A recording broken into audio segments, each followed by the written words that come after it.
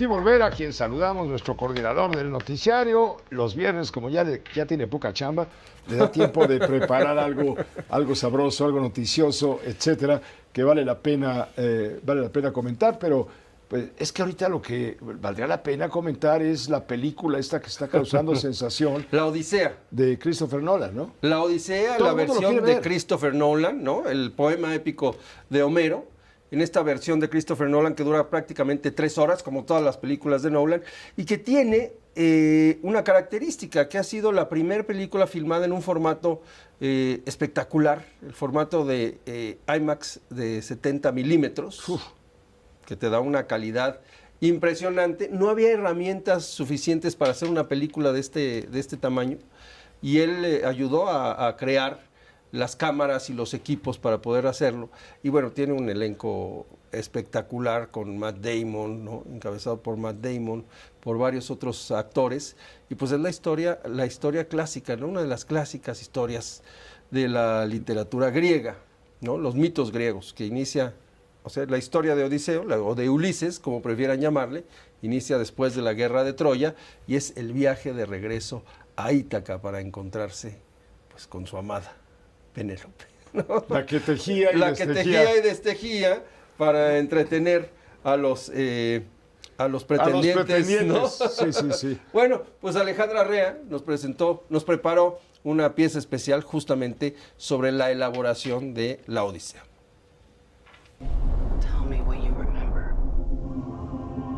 Todo el mundo está hablando de la nueva película de la Odisea. Y no solo por la trama de Homero o por su elenco, sino porque está haciendo historia en el cine.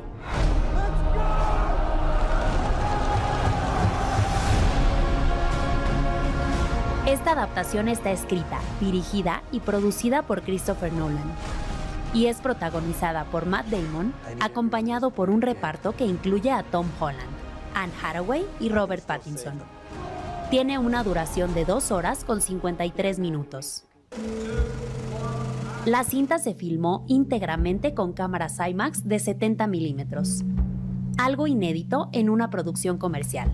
Hasta ahora, películas como Batman el Caballero de la Noche, Interestelar, Dunkerque y Oppenheimer solo utilizaban IMAX para algunas secuencias, porque eran cámaras enormes, muy ruidosas y poco prácticas. Para la Odisea, Nolan trabajó durante años con cámaras IMAX para desarrollar una nueva generación de cámaras, mucho más silenciosas, capaces de grabar toda la película sin sacrificar el sonido de los actores. ¿Pero qué significa IMAX 70 milímetros? No solo hablamos de una pantalla más grande. Este formato ofrece mucha más área de imagen vertical. Captura muchísimo más detalle, color y profundidad. Su resolución equivalente ronda los 18K, algo muy por encima de cualquier proyección digital comercial en la actualidad.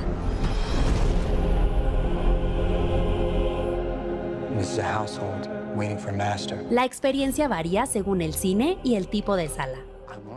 En México no existen salas capaces de proyectarla en su formato exacto. Solo hay alrededor de 40 salas en el mundo que cuentan con esos proyectores extremadamente raros y con décadas de antigüedad. La película consiguió romper récords incluso antes de estrenarse. Logró el mayor nivel de preventa en la historia de IMAX, el mejor estreno de una película de Nolan en IMAX, y una recaudación récord para el formato durante su primer fin de semana. Costó $250 millones, convirtiéndose en la producción más cara en la carrera del director. Fiel a su estilo, Christopher Nolan evitó el uso excesivo de efectos digitales. Muchas escenas fueron filmadas en locaciones reales, con barcos reales y efectos prácticos para que la experiencia se sintiera lo más auténtica posible. Gran parte del rodaje se realizó en Grecia, Italia, Marruecos, Escocia e Islandia, y los actores aprendieron a navegar y remar para que las escenas se sintieran auténticas.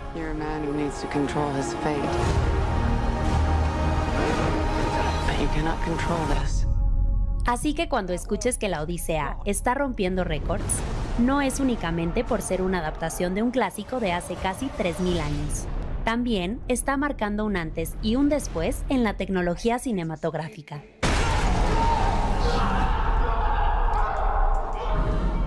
Bueno, pues vaya promoción. Hay que verla, de Alejandra Rea, pero sí. Hay que verla. Sí, te clavas, porque es un clásico reinterpretado, recreado por Christopher Nolan, ¿no? Habrá que verlo. Volvamos a la realidad. Bueno, los libros, la venta de los libros de la Odisea, ya lo escuchaste, se han disparado. Sí. En Estados Unidos, de la historia en España, original. De la historia original. Claro. ¿No? Y luego para poder entender la interpretación que está haciendo Nolan. Exacto. Y le auguramos mucho éxito. Hoy, esta semana, hemos hablado con tristeza de la muerte de un periodista asesinado en Oaxaca. Sí. Un periodista crítico, preguntón, investigador, en fin, y parece que esos periodistas críticos están sujetos a una amenaza de muerte. Alejandro Leiva. Estamos hablando de Alejandro Leiva. Alejandro Leiva, el periodista asesinado en Oaxaca, que había publicado en varias ocasiones denuncias sobre amenazas, sobre todo sobre amenazas relacionadas con funcionarios públicos. Correcto. Incluso ha señalado, ¿no? Hace un año al gobierno al gobierno morenista de Salomón Jara, sí, como parte del acoso a su trabajo. Él había trabajado con Alejandro Murat como director del sistema de radio del estado de Oaxaca y posteriormente, bueno, pues se dedicó a hacer su trabajo de manera independiente en la zona del Istmo, al sur. Él tenía una columna que firmaba bajo el seudónimo del Zumbido del Moscardón. El Zumbido del Moscardón. Claro. Y tenía su columna digital también en los diferentes plataformas, ¿no? En TikTok, en Instagram. Y es ahí donde denunciaba pues hechos que tenían que ver con la corrupción en el estado de Oaxaca. Es un caso pues terrible el que se está viviendo no solamente ahí, ¿no? Sino en otros estados. Acabamos de conocer lo que hay detrás también del caso de Roxana Guzmán Pepe, en donde también pues, la autoridad finalmente está siendo señalada como pues parte de esta trama para terminar con la vida de los periodistas. Otro tema relevante esta semana, sin menospreciar a los demás, fue el examen de admisión en línea para los aspirantes a primer ingreso en la UNAM, en la Universidad Nacional Autónoma de México. Fue un rotundo fracaso por una cantidad de errores que salieron de control. Es un experimento que salió muy mal, un experimento fallido por ser la primera vez. Eso no es justificación, porque la máxima casa de estudios tiene todos los elementos y el presupuesto para realizar este tipo de exámenes. Es un examen masivo, también hay que señalarlo, y hoy estamos viendo esta serie de reclamos en torno a lo que ocurrió en la UNAM. Pero no es el primer caso y no va a ser el último. Todavía los exámenes virtuales han pues caído en el descrédito o en la sospecha, sobre todo a raíz de la utilización de la inteligencia artificial. Comenzaron a realizarse los exámenes después de la pandemia, pero en los últimos 2 años, yo diría que incluso en los últimos meses, el uso de herramientas de inteligencia artificial por parte de los alumnos ha sido pues objeto de gran vigilancia y también de escándalo. Hace unas cuantas semanas, un profesor de la Universidad de Brown en Estados Unidos, esta universidad prestigiosísima, de esas que pertenecen a la Ivy League, ¿no? En la costa este de Estados Unidos, donde está Yale, donde está Columbia, Harvard, en fin. Es un profesor de nombre Roberto Serrano, él es español e imparte la materia de economía del bienestar. Nada que ver con la economía del bienestar del cabecita de algodón, sino que él imparte esa clase. Y después de un tiroteo que se dio el año pasado, a finales del año pasado en Brown, decidió ofrecer a sus alumnos, para evitarles estrés, realizar un examen parcial de manera virtual. ¿Qué pasó? Fíjate, hubo un efecto inmediato muy, muy particular, porque se registró pues, un aumento en las personas, en los alumnos que se inscribían a su clase. De manera, de repente se enteraron de que iba a haber este examen y hubo un montón de alumnos que se apuntaron, ¿no? Resulta que a la hora de calificar la evaluación arrojaba calificaciones muy superiores a la media. Normalmente este examen lo pasaban con calificaciones de entre 6.5 y 8, ¿no? Pues ahora resulta, se disparó a... el promedio de calificación se fue a 9.6. 9.6, dijo, aquí hay algo raro. Es lo que nos decía Bakov el otro día. Tal cual. El doctor Bakov, doctor en educación, nos decía el otro día respecto al examen de la universidad, que en 2025, cuando era de la forma tradicional, solamente un 9% de los aspirantes sacaron muy buenos resultados, más de 100 preguntas o 100 preguntas.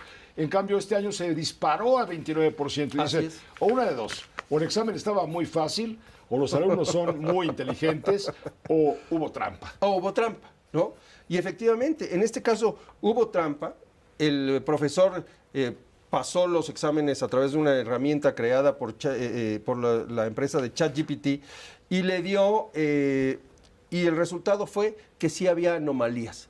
Denunció la trampa ante las autoridades de Brown y fueron así como los policías que te dicen, no, mejor no denuncies, ¿no? Si quieres denunciar, pues entonces tienes que hacer un trámite, una acusación, alumno por alumno, lo cual pues simple y sencillamente resulta imposible por la carga de trabajo que tienen los profesores.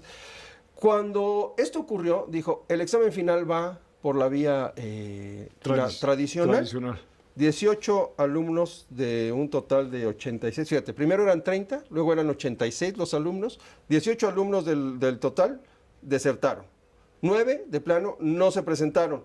La evaluación del examen, la calificación cayó a la mitad, de 96, 9.6 a 4.8. Y hubo algunos exámenes que quedaron en 0.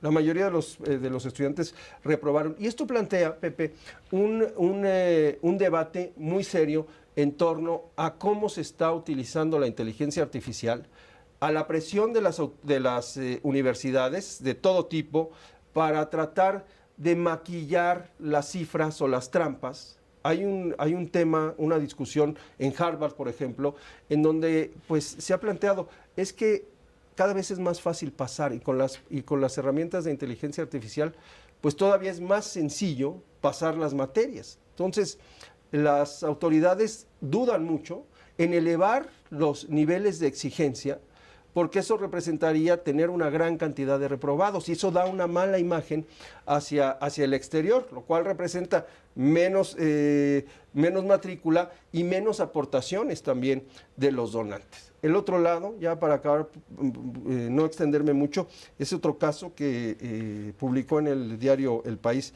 Santiago Schnell, de la Dartmouth College también de los Estados Unidos, en donde él señala que comenzó a haber trabajos extraordinarios de sus alumnos. Sí. Y cuando les hacía el examen y les preguntaba de qué se trató tu trabajo, no podían elaborar una respuesta adecuada. Es decir, estamos llegando a un punto en el que los alumnos de las universidades de altísimo nivel, están preparándose muy bien para usar las herramientas de inteligencia artificial, pero no para aprender. Y ese es un reto que estamos a punto de enfrentar, si no es que ya lo enfrentamos, ¿no? Bueno, con decirte que el Papa León XIV... La primera encíclica del Papa. Exacto, explica que los sacerdotes, para elaborar sus homilías, tienen prohibido por la Iglesia el uso de inteligencia artificial. Y luego lo que está pasando justamente en el mundo, que está en Europa sobre todo, están muy preocupados por las consecuencias justo de la inteligencia artificial en función de todo lo que estamos platicando. Les recomiendo un libro que se llama Nexus, sí, de Yuval Noah Harari.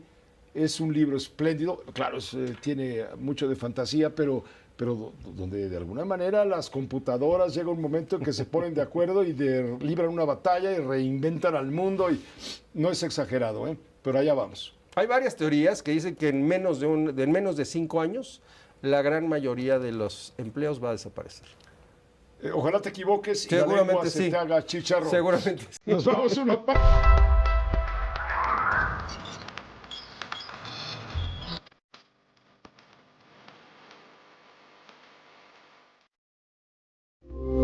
Esta fue una producción de Grupo Fórmula. Encuentra más contenido como este en radioformula.mx.